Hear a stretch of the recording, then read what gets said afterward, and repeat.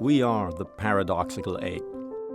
Bipedal, naked, large-brained, long the master of fire, tools, and language, but still trying to understand ourselves.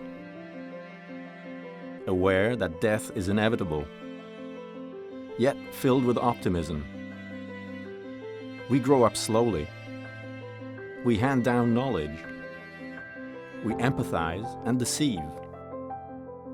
We shape the future from our shared understanding of the past. CARTA brings together experts from diverse disciplines to exchange insights on who we are and how we got here. An exploration made possible by the generosity of humans like you.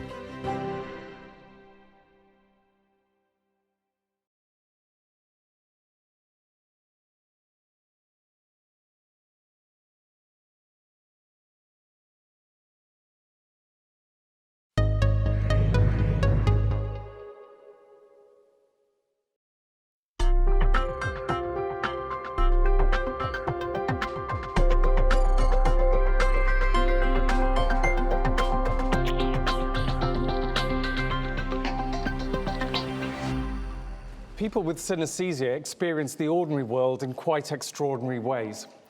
For some people, when they look at letters on a page, each letter might have its own distinctive colour, which either appears in the synesthete's mind eye or is perhaps projected onto the page on top of the regular text.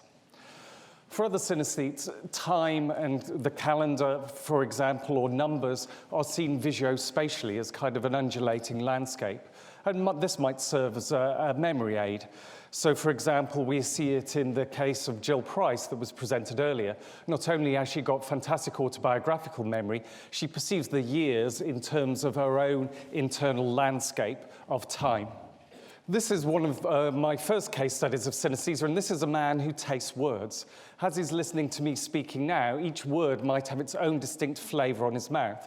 And this is his representation of the London tube map, the Underground. And words for him might taste of celery or sausage meat. He grew up in Britain in the 1960s, where this was your quintessential kind of diet growing up. So he's internalized this in his synesthesia. One of the first case studies that points to extraordinary ability in synesthesia is this book by Luria called The Mind of a Mnemonist. And this is somebody who's described as having an infinite memory, who never forgets things, who can remember sequences of abstract syllables that are presented to him and then recalls them years later, and also has phenomenal autobiographical memory as well. As well as having amazing memory, he also had various kinds of synesthesia. So numbers would elicit colours. The sound of somebody's voice would have both colours, tastes, and touch. So he had a multiplicity of different kinds of synesthesia. And this is a case that we've already heard about, who has both synesthesia and Asperger syndrome, high-functioning autism. So Daniel could recite pi to 20,000 decimal places, a feat which takes around 5 hours just to say the digits aloud. But what he's doing when he's recalling them is also extraordinary, because for him, the digits is not just a verbal string, it's a visuospatial string that he reads off in his mind's eye. And this is his representation of the first 20 digits of pi. For him, each digit has its own particular color and its own particular texture and its own position in the sequence that he reads off as he's recollecting this sequence. So these are extraordinary cases. Is synesthesia in general linked to enhanced memory? And if so, why might this be? What we know about synesthetes is that they have differences in their brain, although these aren't well characterized. It's more gray matter and more white matter organization, at least patchy within some regions. One possibility is that you can use synesthesia as a kind of a memory aid. If you see words spelled out, then it might help you to remember them. You're using your synesthesia as a kind of cognitive tool. The other possibility is that it's something about the brain changes themselves that give rise not only to synesthesia, but also give rise to other particular cognitive phenotypes, such as enhanced memory. And I'll argue in favor of this and present various lines of evidence. So first of all, if we look at the memory ability of people with synesthesia, these are people who experience words and letters as coloured. And we would give them a standard recognition memory test in which we present them with a sequence of, say, 30 words to remember. And then at test, we present them with 60 words, half of which they saw before and half of which they didn't. And we made them visually similar to try and confuse them. And of course, they were presented in a random order, not consecutively like this. But at the end, we also asked, what strategy did you use for memorizing them? And actually, when you backsort people by the kind of strategy they have, yes, these kind of semantic associations have a best strategy, but it doesn't make any difference what strategy you use. If you're a synesthete, you do better on this particular test. Another way of doing it with another group is that you actually give them a strategy. So one is that you can process it deeply. You make semantic judgments about words, such as whether it's living, and the other is you process it shallowly. You ask about the letters in the word. And again, whether or not you process it shallowly or deeply, synesthetes have better memory for words here, and they produce fewer false alarms, misrecognitions of them. So here, these are verbal stimuli that for these people elicit colors. What about if you look at non-verbal visual stimuli? So these are some of the kinds of stimuli that we presented. So again, here we would have scenes. So we would present them with, say, a series of 30 scenes, and then at test, we'd present them with the same scenes and ones that are very similar, just a little bit different.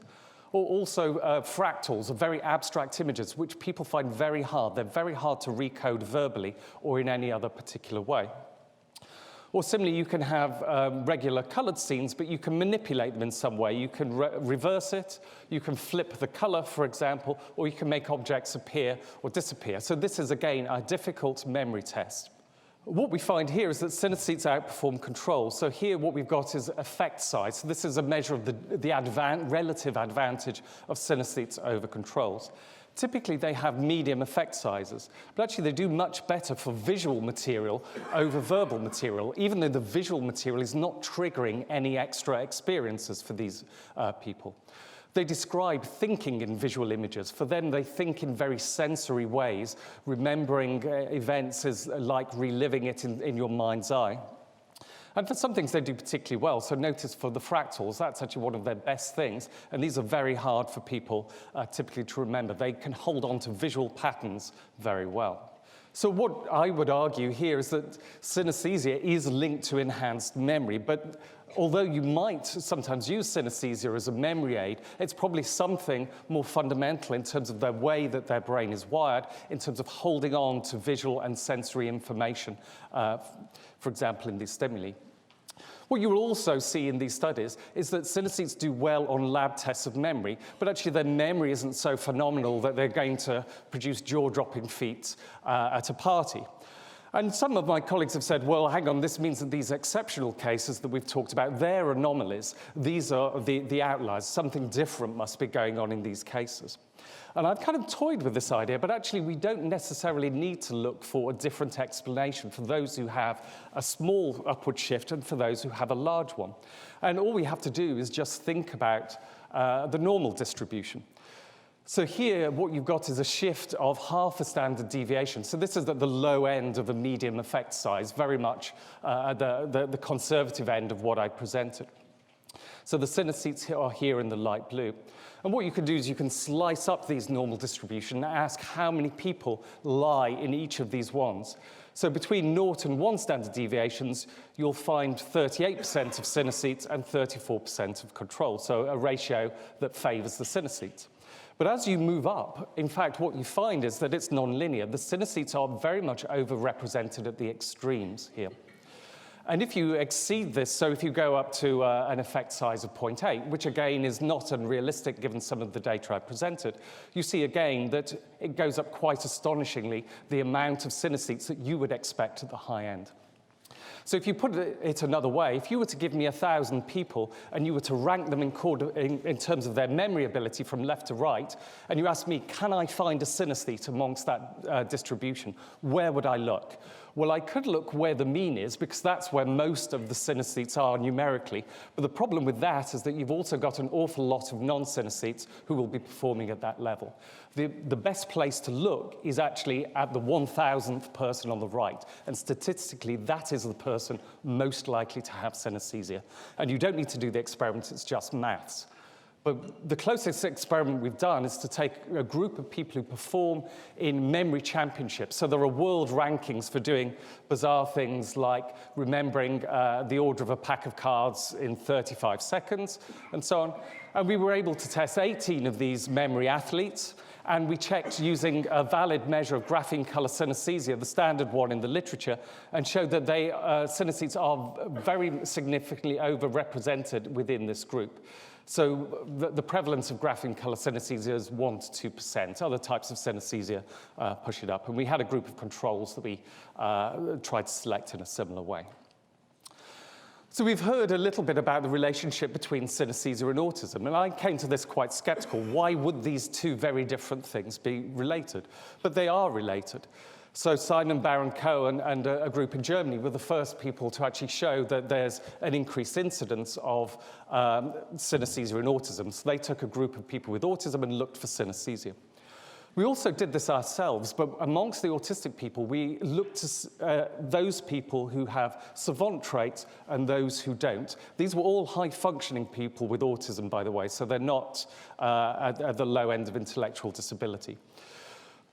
So what we have here, both of these groups on the left have a clinical diagnosis of autism, but some of the autistic people are reporting savant abilities, and this includes things like perfect pitch or calendar calculation. And these people here are far more likely to have synesthesia than the kind of garden variety of people with a diagnosis of autism.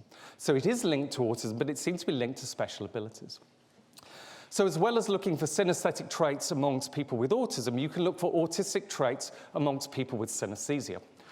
So one of the things that we did is that we took a standard questionnaire measure of autism that has 50 questions, and the questions are divided into 5 subscales, so 10 questions in each. 4 of the subscales actually ask about difficulties, so things like social skills, which people with autism find hard. But there's one subscale that asks about abilities, and that's attention to detail. So here, this particular question is reverse coded. People with autism are very good at finding the proverbial needle in a haystack. They do very good at Where's Waldo kind of puzzles, detecting parts and holes and so on. They do good at this. If we give this to a group of synesthetes, again, what we find, so this is a score from 0 to 50. Controls are about 18. Synesthetes are raised significantly. They fall quite considerably below the average of an autistic person. But actually, even this shift, what this means if you model the tail end of the distribution, is that you would expect at least twice as many synesthetes to be overrepresented in the tail than that. So these small shifts can have large effects at the tail, is one of my take-home messages. So here, these are the 5 subscales, and it looks complicated, but it isn't. In the grey bar, we've got our group with autism, so a high score means that you're high on the spectrum. In blue, you've got your synesthetes, and in orange, you've got your controls. So this is social skills here. What we can see is that for 4 out of 5 of these particular things, the synesthetes are indistinguishable from the controls. They're a little bit above them. But for 1 out of 5, the synesthetes are indistinguishable from people with autism, and this is in the attention to detail subscale. And we've subsequently confirmed that using what's called a change blindness paradigm, where you have to notice small changes in scenes that are flickering. So autism has been defined in terms of these impairments, but in the most recent psychiatric definition, they added sensory symptom, and this was sensory hypersensitivity and also maybe hyposensitivities. So some of the things might be finding bright lights particularly aversive or giving you a headache and so on.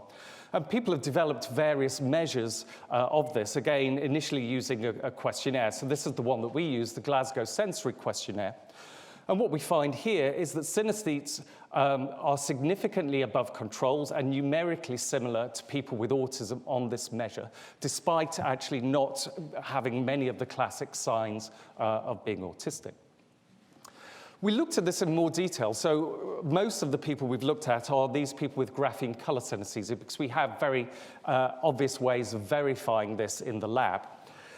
But we can also look at the presence of other kinds of synesthesias. So those people who see time, for example, in these kind of spatial calendars, people who have tastes or flavors in their mouth, people who experience words spelled out as they listen to speech. Some people see it like ticker tape, or having visual experiences to music. And what we can do, in effect, is we can take people and we just say, how many of these have you got?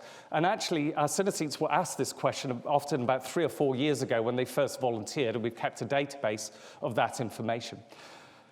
So this is what we find in terms of sensory sensitivity. We have a very clear dose effect between how many types of synesthesia somebody has and how much they report sensory sensitivity on this measure. So this is where people with autism are. If you've got 0 types of synesthesia, you're our control group. These are people with 1, 2, 3, and 4. You can't read this at the bottom, but these are just different combinations of that 5, but you don't need to read it. If you have 3 types of synesthesia, that is your level of sensory sensitivity on this measure. And this is the proportion of people in these groups who are at the high end of the autism spectrum. So people with autism on this measure typically have a score of 32 or above. And what you can see is it goes up dramatically with the more types of synesthesia you have. So there is a clear relationship between synesthesia and autism, but it's complex, and it's to do with the nature of how synesthetic your brain is.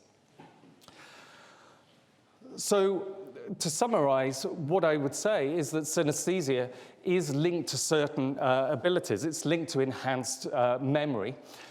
It's also linked to some of the traits of autism. It's linked to sensory sensitivity, which I'm not sure whether that's a positive or a negative trait. It's normally cast in terms of a negative trait, but whether or not that has particular, whether it is linked to other abilities, I don't know.